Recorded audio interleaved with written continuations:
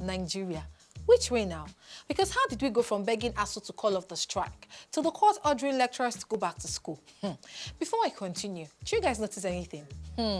Get used to all of this. Of course, you are most certainly welcome to another episode of So This Happened. This is where we highlight stories that made a buzz recently. My name is Margaret Foge. The Academic Staff Union of Universities, ASUU, has reacted to the ruling of the National Industrial Court of Nigeria, which ordered lecturers to resume academic activities. Now, recall that ASUU, led by its president, Professor Emmanuel Oshodeke, had on February 14th embarked on a nationwide strike action to press home the demands for improved welfare conditions for its members, adequate funding for universities, and the replacement of the government-introduced payment platform, Integrated Payroll and Personal Information System, IPPIS, with the University Transparency and Accountability Solution. Now, in a chat with the chairman of the Obafemi Awolowo University branch of ASUU, Dr. Adiola Egbedokun, he described the idea of using the court to decide on the strike as a waste of time and scarce resources. According to Egbedokun, how practical is it for lecturers who have not been paid for 7 months to return to classes on empty stomachs? He said, and I quote, "Maybe someone should speak sense into the government that this process will lead nowhere. We have been staffed for 7 months. Do you think this jungle justice would deter the members to rush back to class? No, this is a war.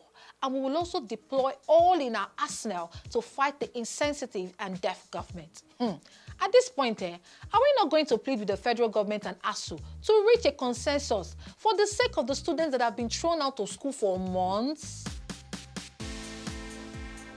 Crisis is seriously raising its ugly head in the camp of the People's Democratic Party after the party's presidential flag bearer, Atiku Abubakar, said that nobody can make their national chairman, Iyorchia Ayu, resign. This is coming hours after the crisis rocking the PDP intensified as Governor Nyesom Wike's team pulled out of Atiku's campaign council. The members announced their decision to pull out of the council, insisting that Iyorchia Ayu must resign for them to resign their decision. They maintained that their position was not negotiable as the chairmanship of Ayu undermined the unity and constitution of the party. Now, reacting to the fracas, Atiku was maintained that the sole decision is for Ayu to take, adding that no one can force the PDP chairman to resign.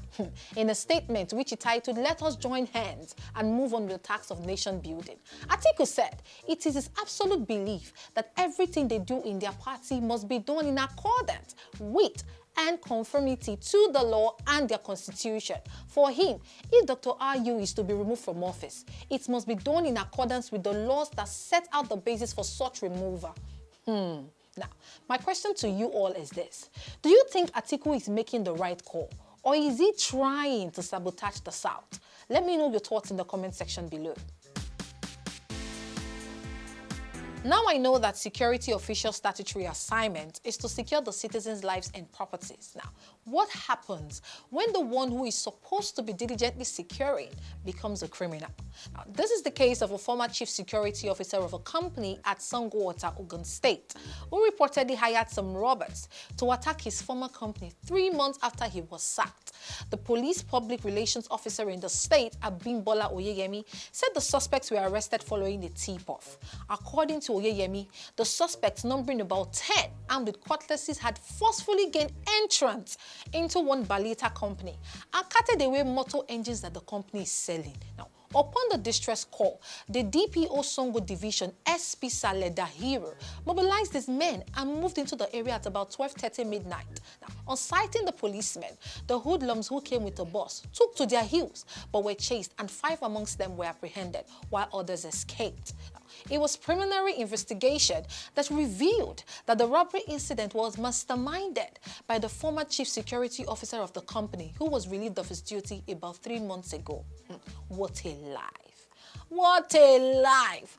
When they say it's usually the ones you least expect that shock you. You know, people like this make security seem like superstition.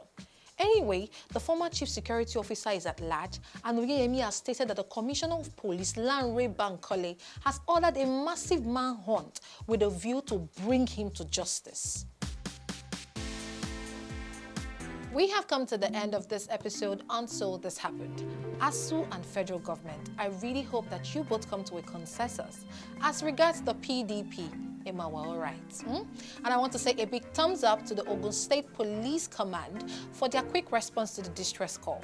With this, we have come to the end of this episode on So This Happened. Please feel free to like, comment, subscribe on all of our social media platforms. My name is Margaret Efogi. Many thanks for watching.